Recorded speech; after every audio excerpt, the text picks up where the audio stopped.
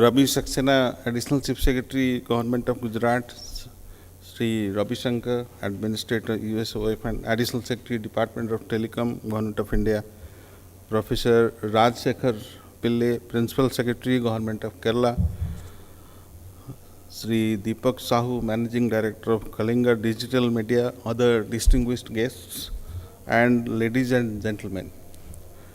It is a great pleasure for me today to be associated with this annual conference of VARINDIA Infotech Forum 2012, which is a frontline IT magazine and is making signal contribution to the partnership of both government and private sector players with the objective of making our e-governance projects successful in the country.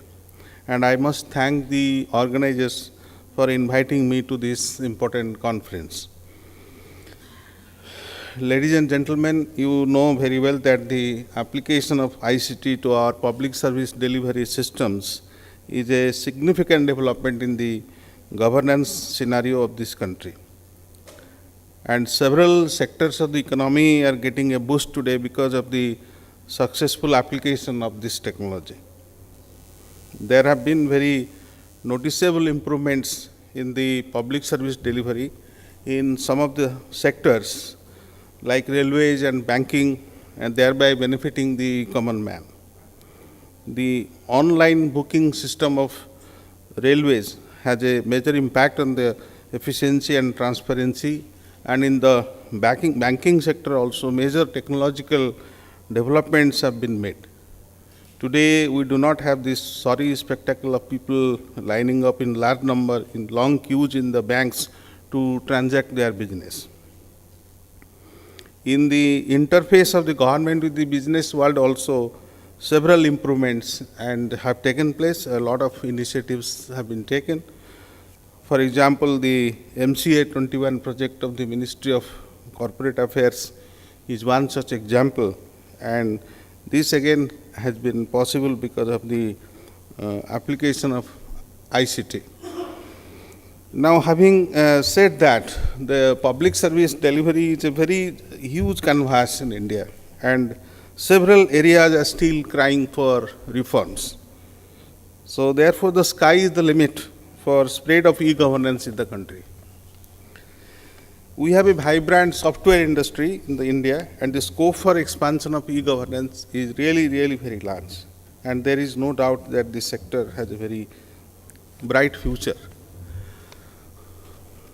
Since I am in charge of the Department of Administrative Reforms, I would like to say that we cannot have really administrative reforms unless there is a large-scale improvement in the processes, and that is possible only through the application of ICT.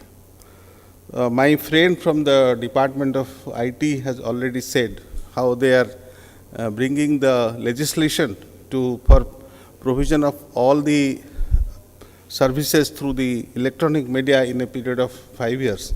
That legislation is pending in the Parliament today, and once it becomes law, it will become an obligation on the part of all the departments and all the organizations of the Government of India.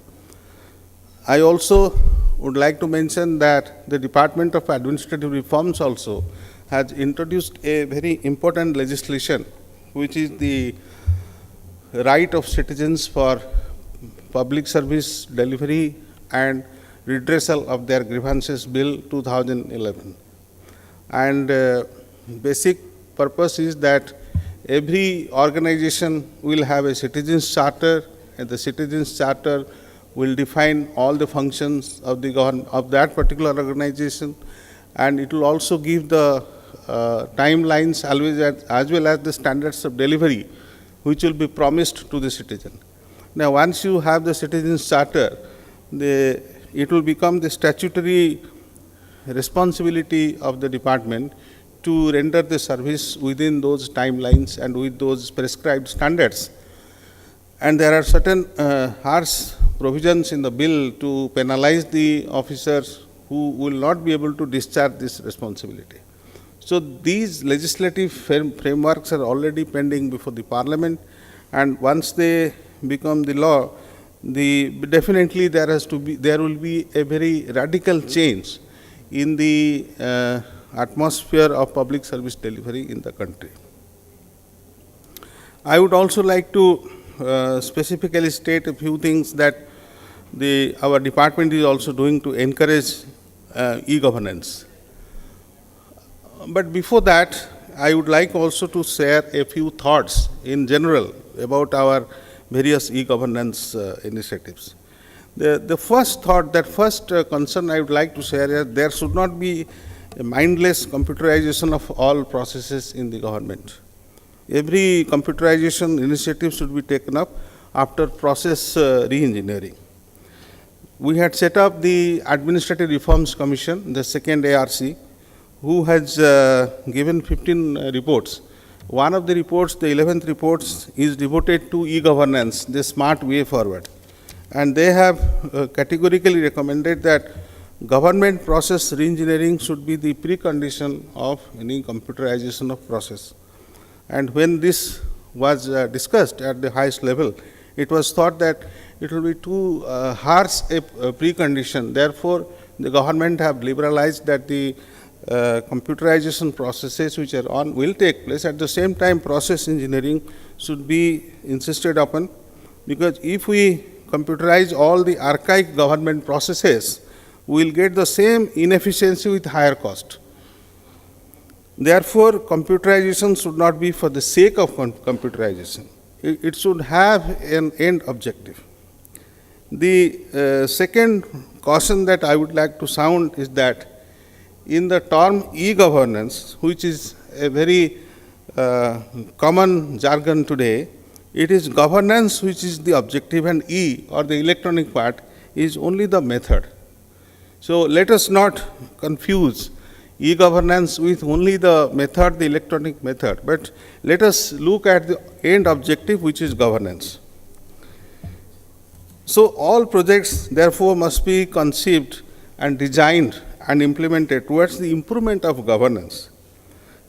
There is a third aspect about which we have to be very careful. Now, since a lot of e-governance initiatives are being taken up in the central government departments, organizations, and state governments also, we should work towards convergence and integration, and our initiatives should not be repetitive, and we should aim more at replication of what has already happened successfully elsewhere in another state. Now, another important issue which has been fortunately highlighted by my colleague Shri.Ramesh Chandra, who is in charge of the No Fun project. There is no fun in that. He must have realized by now that there is no fun in implementing that project.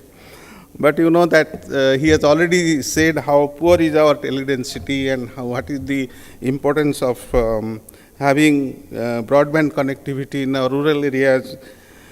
And apart from that, other challenges like even simple question of steady supply of power, which are the basic infrastructure requirements of providing the access to internet to the rural masses in India. So these are some of the things which are to be kept in mind when we take off e-governance initiatives. And basically the management of several e-governance initiatives for ensuring good governance has today become the biggest challenge for the government. So there is no denying the fact that we need to move more rapidly into the e-governance mode in several aspects of the government. But at the same time, if we do not strengthen the management structure of the e-governance projects, we may land up in spending a large amount of money but getting very unsatisfactory end results.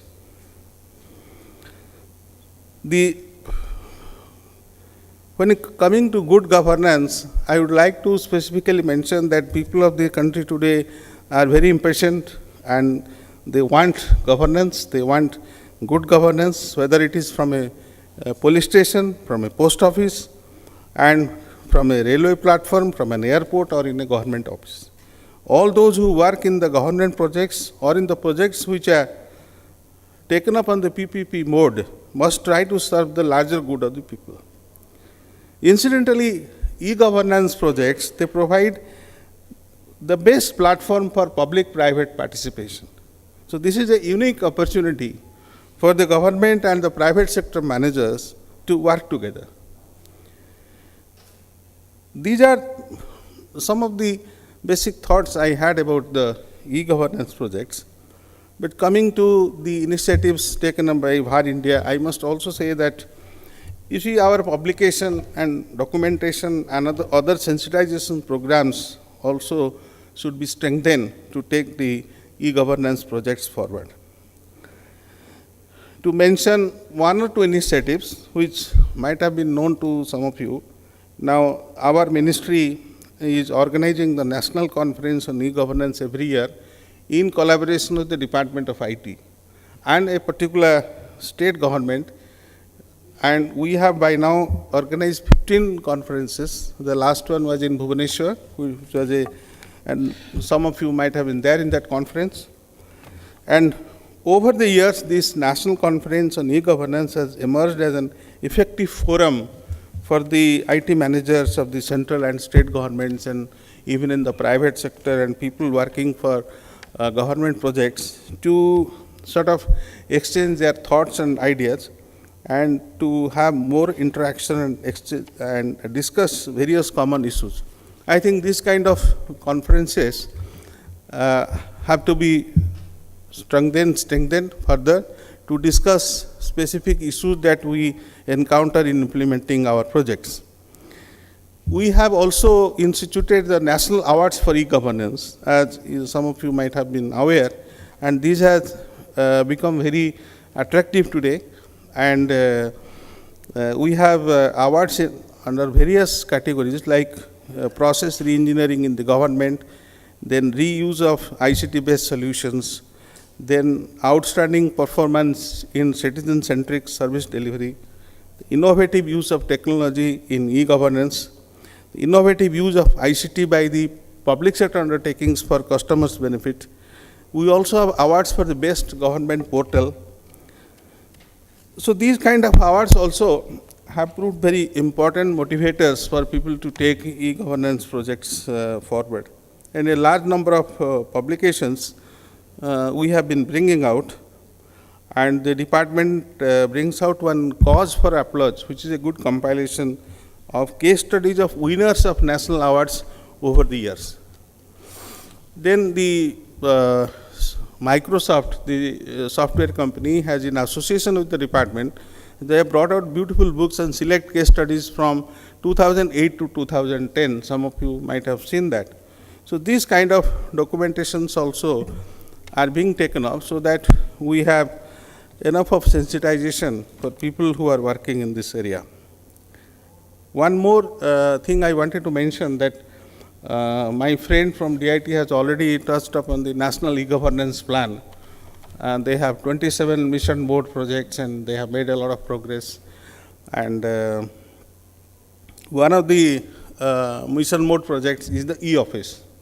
So the gentleman from Bihar rightly said we just can't look at paperless office scenario. It may not be, maybe it will become a reality sometime, but not immediately. So basically, definitely a more practical objective of having less paper office, because for centuries, for years, we have had, not centuries really, but for years we have had too much of paperwork in our offices and leading to so-called the charge of red tapeism, harassment of the people, very slow business of, very slow movement of business in the government offices and so on and so forth.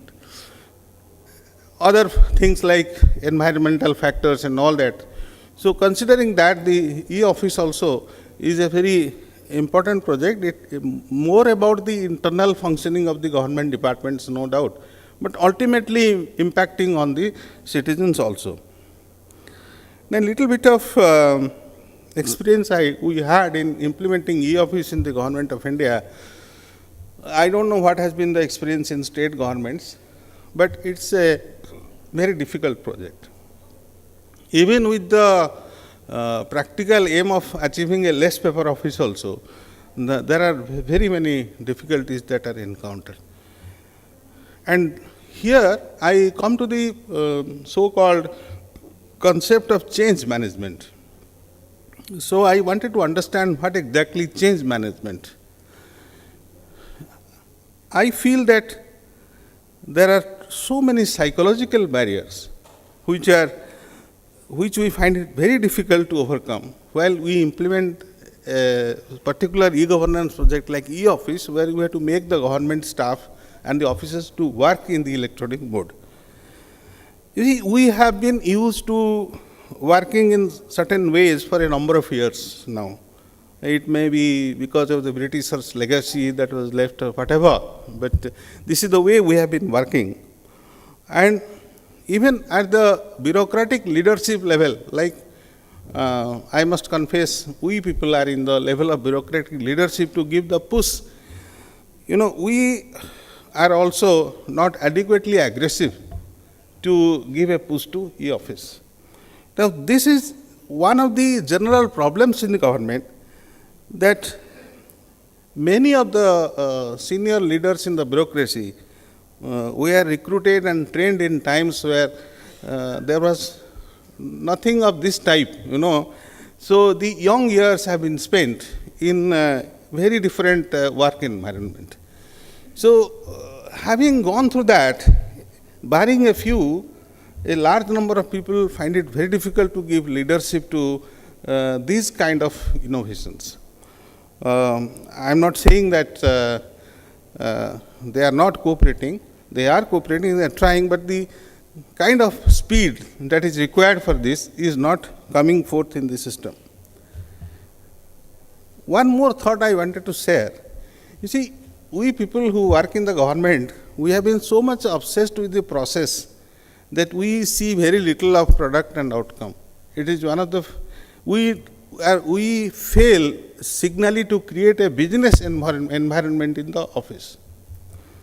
For example, that for a number of years, file has been the lifeline of an office. It is the file which decides the life of citizen or life of somebody. It is the file which is the most important thing in a government office, even today. So today you have, you are having e-file now. So far we have been having P-file. So P-file is the physical file. So some bureaucrat is referring to these two sets of files as P-file and E-file. Now, whatever I have seen in my course of working with the central government and the state government, and many of us, the administrative officers, drawn from different kinds of backgrounds, they must have experienced, they will agree with me, that we thought that the quality of process is sometimes the end object of administration. I will tell you what, we used to really eulogize the beautiful notes written in impeccable English with an intellectual rigor and the beautiful style, and which would define the caliber of the officer. Number of years we have seen this, number of years. And today, suddenly all those things have become irrelevant and redundant, and the file is only a transaction of business. For many of you younger people, you will not realize. For me, I realize what is the great gap which has now taken place. This is the huge transition and a huge generational challenge for many of us. And I know that as the younger people would come and take over, this challenge will be less and less. But I must confess that this does persist. At the same time, even at the people with the people who are capable of this change, who know the business very well, they are younger, I do not find the kind of dedication they should also have to integrate this technological knowledge with the government business. Many of the people are very good at computers. They do a lot of work in computers. They do a lot of personal work on computers. When it comes to pushing the thing in the government process, they are quite reluctant, they are quite slow. So it requires a combination of technological knowledge and the aptitude or the attitude to really work in the government. Many times I feel why a younger person who could do it better is not doing it, is not showing the initiative. Because in government service particularly, a particular attitude is required. That attitude also is another challenge that we are facing. So I have been very honest with you why sometimes it appears that the e-governance projects are a little slow, but there are many difficulties which people do not share in conferences, but when they go back to their place of work, person to person, they really mention things in with greater honesty. I have been discussing it with some people who are in charge of the technology also, and I told them, do something to help people to overcome the psychological barrier. There was a big talk about the digital signature certificate, the DSC, how far it is safe, whether we should use it or we should not use it. And somebody said, yes, the IT Act provides for the digital signature, but the IT Act cannot take care of the psychological inhibitions of human beings who work in the place, who are working in the offices. So what is the solution then? The solution is that a greater amount of education, greater amount of sensitization is required, and those who know should teach those who do not know in a much simpler format today, and that is the challenge of the hour. I am afraid that we are talking about a digital divide in the country. There is a digital divide, which Mr. Ravi Shankar will also agree. There is a digital divide, and some years back I was told a time will come in the world when there will be two groups of people, two kinds of people, one who will know the computers, one who will not know the computers.